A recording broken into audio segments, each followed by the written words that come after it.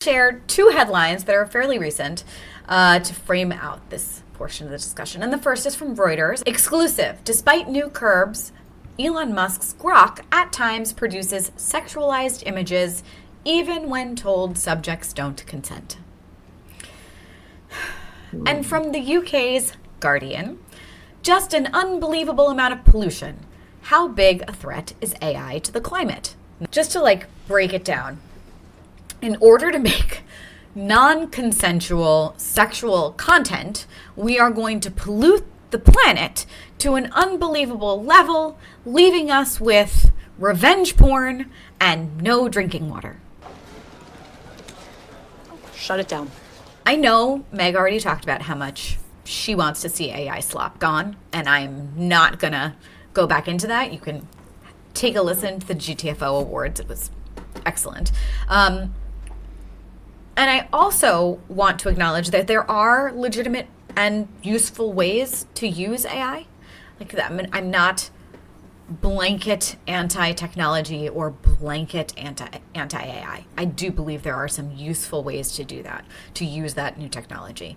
But uploading photos of your children so that you can get coloring book pages made out of their AI images, or asking ChatGPT to write your book report for you, or uploading your medical records into the totally unprotected website that is ChatGPT, that's not what this is for.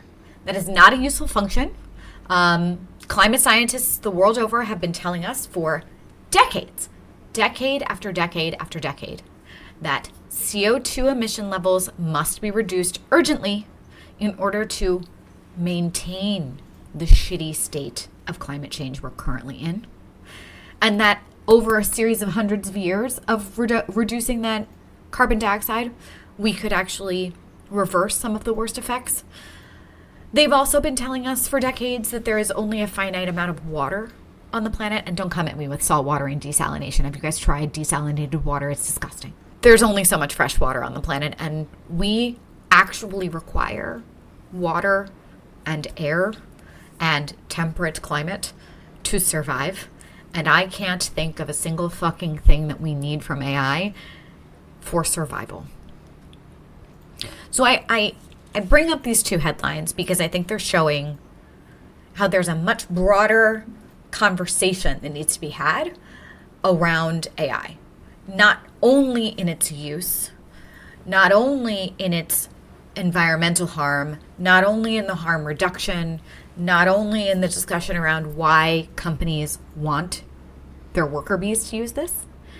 It is that it is such a wide-ranging issue that the way it is reported upon in the media buries the lead, right? You get lost in the minutia of it and can't really step back and look at the real cost-benefit analysis of whether or not this technology is valuable for humanity and whether or not its uses are valuable enough for us to all run the risks we're all agreeing to. Because I don't think most people realize the risk.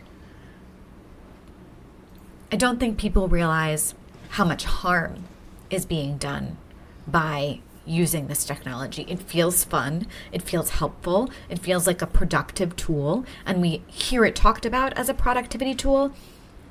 Whenever I hear a company talking about productivity, my alarm bells are ringing. To me, that means a company is trying to cut costs. And by doing that, they are going to reduce the number of humans they employ, which is job security and good ideas. Right? I have yet to be impressed by any of the thoughts in all the air quotes that has been presented to me whenever I have used AI. It is really a human looking at what AI has uncovered that has been the value add to that, right? The human brain can only consume and can only process a certain amount of information. Supercomputers and AI are there and are useful for processing a tremendous amount of data. But you still need humans to understand what that data is telling you. This is a hill I will die on. And I also want to look at this through a gendered lens. I feel like we started seeing headlines about how Grok users were making these revenge porn images of women and sexualizing images of women and girls. and everyone kind of went, or it was treated in the media as kind of like oh no, like this is happening, but this is the price of AI. I can't help but think, like, if the headline had been like, people are using Grok to accuse men of sexual assault, like, I can't help but think that the reaction would have been extremely different. Yeah, because who gives a shit about women and young girls? I think we all have to get a lot better very quickly at recognizing what is factually accurate versus mildly spun versus a headline written by AI. It's a shitty takeaway. It's like more work for us. But I think that's the only actual way we get around this, is that we stop clicking on the obviously fake and sensationalized headlines.